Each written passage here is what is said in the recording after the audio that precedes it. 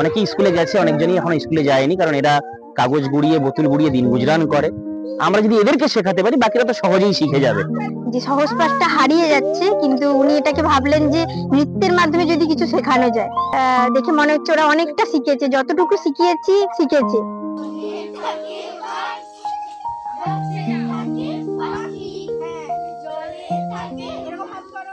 পথ শিশু যাদের দিনের অর্ধেক সময় কেটে যায় ফুটপাতে বা রেল লাইনের ধারের বস্তিতে, তাদের বাবা মায়েরা কেউ আবর্জনা থেকে প্লাস্টিক কুড়িয়ে, কেউ বা লোকের বাড়িতে কাজ করে সংসার চালান, যাদের অনেকেরই দুবেলা দুমুঠো অন্ন জোগাড়ের সামর্থ্য নেই।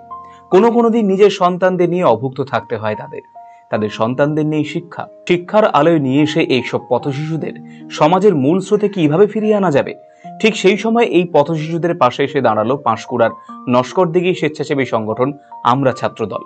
আমরা ছাত্রদলের কর্ণধার পার্থপ্রতিম পতি সব রকম সাহায্যের হাত বাড়িয়ে দিয়েছেন, অবহেলিত শিশুদের অভিভাবকের দায়িত্ব পালন করছেন, প্রতিদিন বস্তিতে গিয়ে খুলছেন ছোটদের পাঠশালা। আমরা ছাত্রদলের কর্ণধার পার্থপ্রতিম পতি বলেছেন, সহজ পাঠের ছড়া এবং গানের মাধ্যমে শিশুদের লেখাপড়া শেখানো হচ্ছে। শিশুরা যাতে করে স্কুলে যায়, পড়াশোনা করে, তার জন্য তাদেরকে উদ্বুদ্ধ করা হচ্ছে। গত 3 বছর ধরে চলা তার এই প্রয়াসে অনেকটাই সফলতা এসেছে। এই সমস্ত পথ শিশুদের মধ্যে অনেকেই এখন নিয়মিত বিদ্যালয়ে যাচ্ছে। আমরা ছাত্রদলের পক্ষ থেকে প্রত্যেককে অভিনন্দন জানাই। সবাই আমাদের পাশে আছে বলে দীর্ঘ 3 বছর ধরে আমরা লড়াই করে এদেরকে পড়ানোর চেষ্টা করছি। অনেকেই স্কুলে গেছে, অনেকজনই এখন স্কুলে যায়নি, কারণ এরা কাগজ গুড়িয়ে বোতল গুড়িয়ে দিন গুজরান করে। আর এদের মধ্যে আস্তে আস্তে পড়াশোনার প্রতি ঝোঁকও বেড়েছে, এবং আমরা চেষ্টা করি এদেরকে খাইয়ে পড়ে কিছু শেখানোর জন্য।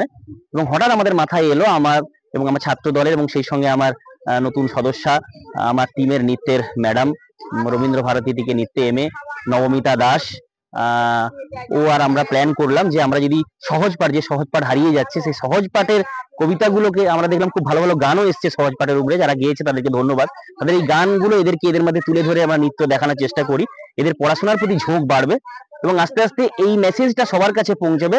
বিভিন্ন জায়গায় চেষ্টা হোক এইভাবেই সহজ পাঠকে তুলে ধরার, তাহলে কিন্তু আমরা যদি এদেরকে শেখাতে পারি, বাকিরা তো সহজেই শিখে যাবে।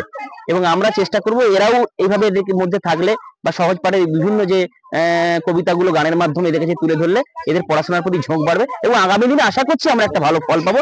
যে টেস্টটাই আমরা নেমেছি, আশা করছি আমরা জিতবো। সহজ পাঠের ভাষায়, সহজ পাঠের কবিতায়, ছন্দে, নাচের তালে তাদের শিক্ষামুখী করতে পাশে এসে দাঁড়িয়েছেন হলদিয়ার বাসিন্দা রবীন্দ্র ভারতীর ছাত্রী তথা নৃত্য শিক্ষিকা আমরা ছাত্রদলের সদস্যা নবমিতা দাস। তিনি এই পথ শিশুদের শিক্ষার আলোয় নিয়ে আসার এক অভিনব উদ্যোগ নিয়েছেন। সহজ পাঠের ছড়ার গানে শিশুদের নাচ শিখিয়ে তাদের শিক্ষা প্রদানের মধ্য দিয়ে উদ্বুদ্ধ করার অঙ্গীকারবদ্ধ হয়েছেন। আর তাতেই এক প্রকার আপ্লুত, খুশি এই ছোট্ট শিশুরা।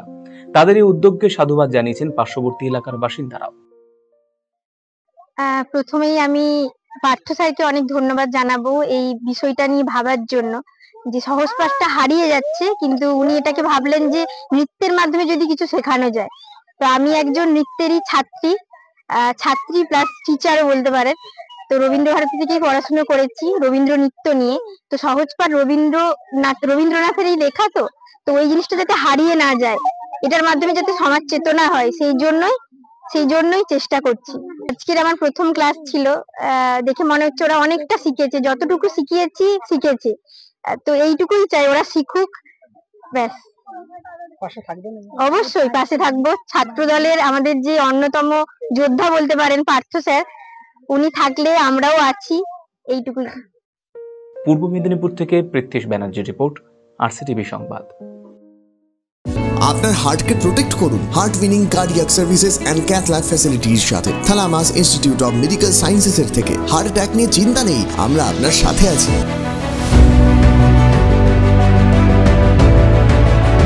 আপনার কার্ডিয়াক হেলথের যত্ন নেওয়ার জন্য ভিজিট করুন থালামাস institute of medical sciences, Phulbari, battalion মোড়ের কাছে, শিলিগুড়িতে। Call 0356135410. Check this out. Okay.